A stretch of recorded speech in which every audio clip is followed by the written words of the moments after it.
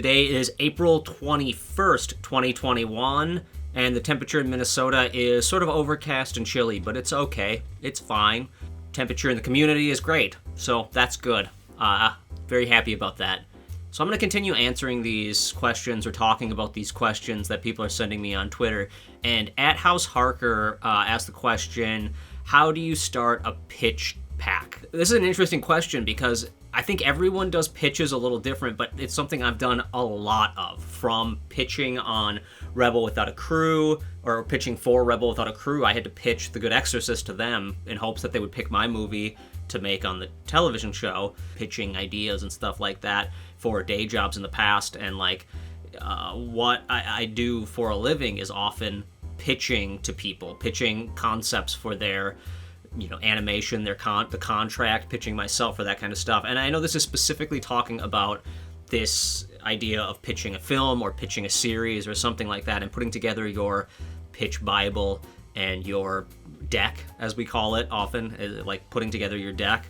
It's different for every project, but for me, the ones that I found most successful are when I really analyze why that studio, that company, that person would want that thing. When I try to pitch my own concept without actually analyzing where it's going, who the audience is, how it's going to be able to be sold, it dies. It never works out. When I pitched The Good Exorcist, I just sent in these pages that were like a general outline of what the story was going to be, some of the characters. I pitched some major scenes I want to have, knowing I wanted to do the teddy bear scene right off the bat, got people excited, and I know those are the things that sold it. Those are the things that made them go, okay, there are plenty of other people interested in being a part of this project and a part of Rebel Without a Crew. But what is offered through The Good Exorcist and through Josh that no one else has? And that was part of how I pitched myself, was as something different, like pitching my style of directing, my style of filmmaking, my sort of low-budget ethos, is that the right word? Like that sort of idea I have of how a low-budget movie can be made, and how you can make stuff out of anything and create something out of nothing. That's a big part of the pitch deck. I've seen pitches done by other people that are sold to like Nickelodeon and Cartoon Network, and what they did to get in the door, and then also to actually get people to look at it and care. What they were able to offer was something original and unique, but also something that specific studio was looking for in that moment. And they took their concept and sort of melded it into that. When you start the pitch deck, literally starting to think of, what is this thing? What am I making? Sitting down in Photoshop and putting together,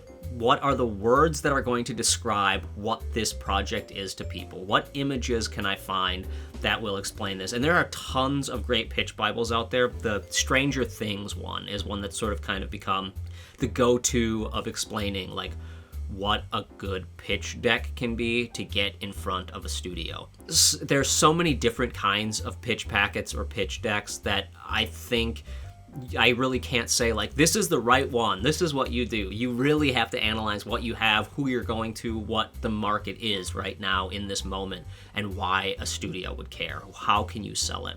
I think there's also this happy medium of finding sort of buzzwords, things people are looking for in the now, and also individual words, things that you can say that no one else is saying, things that you can do that no one else is doing.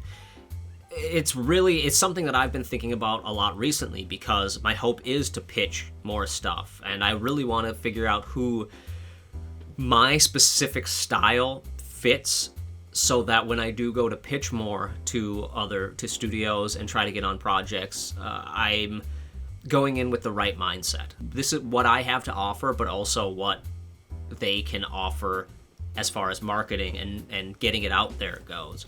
Because they have their specific way of marketing, they have their specific way of selling their product, and they have their specific product they want.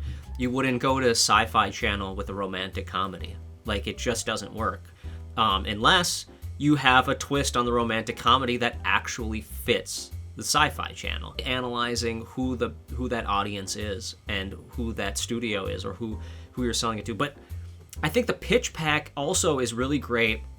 I tend to make one simply when I begin the process of writing, because putting together that pitch even if you're not going to pitch it, you may be distributing this movie independently. It really makes you think about why you're making it. Now, you may love your idea to death, but you sit down and start writing the why of it and realize this is just for me. There is no audience. You're going to make a totally different movie than you would make if you were placating to an audience.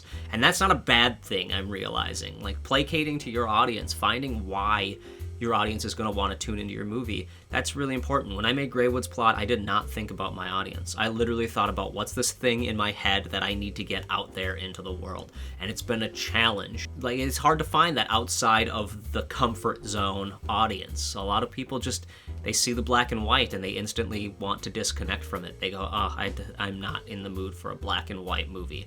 I know, I mean, I think I knew that even going into it, that it was going to be a much harder sell than if I went into it, just playing it by the numbers. But I made that movie for myself. It was something I had to get out of my head. I do believe that there's a place in the world for that kind of art, but if you're really specifically talking about the pitch deck or the pitch Bible, you are making something because you want to sell it, because you want to get it out there. So thinking about who are you going to be bringing it to. And that doesn't mean making that a sacred thing. I've said this 100 times. Nothing is sacred. Don't keep anything sacred. Be able to change, be able to grow. If you wrote this thing for Sci-Fi Network and they pass on it, be able to pivot. Really think about, like, how can I take this? I was headed down this path, but I came to a fork in the road and I'm going to have to take a different path. Take that path. Figure out how it works and change it and make those changes. I have so many pitch decks right now. I probably have 40 pitch decks written, and I'm not even being sarcastic. I might be underselling that, because every idea I come up with, I do like a 3 to 4 page pitch Bible, and it's very small, nothing huge, just a quick little pitch Bible, but it sets the tone for what this idea is, so that if a moment comes where that idea can work, I can hop into it and be like, oh, remember that time I had an idea for a reality show? Here are those 4 pages. This is the reality show that I suddenly have the chance to offer to someone. So I think there's never a bad time to start on a pitch Bible, and just start. If you have an idea in mind, do those 4 pages. Write down your story arc, write down your characters, write down your scenes that you know you want to do. If you're doing a like television or a series pitch, write down 6 good episode ideas. Then they know they at least have a starting point. Write down what that 100th episode would be. That's a key, is like knowing this show can continue. If it hits, we can keep it going for a while. It doesn't need to, it's not, a 1 season and done. Or maybe it is a 1 season and done, and you know that, but you're going into it with that mindset and you're doing a limited series, but making it known and really being honest with yourself that this is a limited series, that's how I'm going to pitch it, and this is why Netflix would want my limited series. So, all right. That was a fun chat. Thanks for the amazing question. If you have any questions, leave them in the comments. Go to my Twitter and leave a tweet with any questions you may have that you want me to just sort of pontificate about or get lost in, whether I'm right or wrong. That's the thing. Tell me I'm wrong. I love the conversation. There's no right answer in art. So throwing me the truth bombs of, hey man, that's not how a pitch Bible works. You're doing it wrong. You need 60 pages. They call it a Bible because it's long, baby. All right. Anyway, until next time, cheers. Don't let your meat low, folks.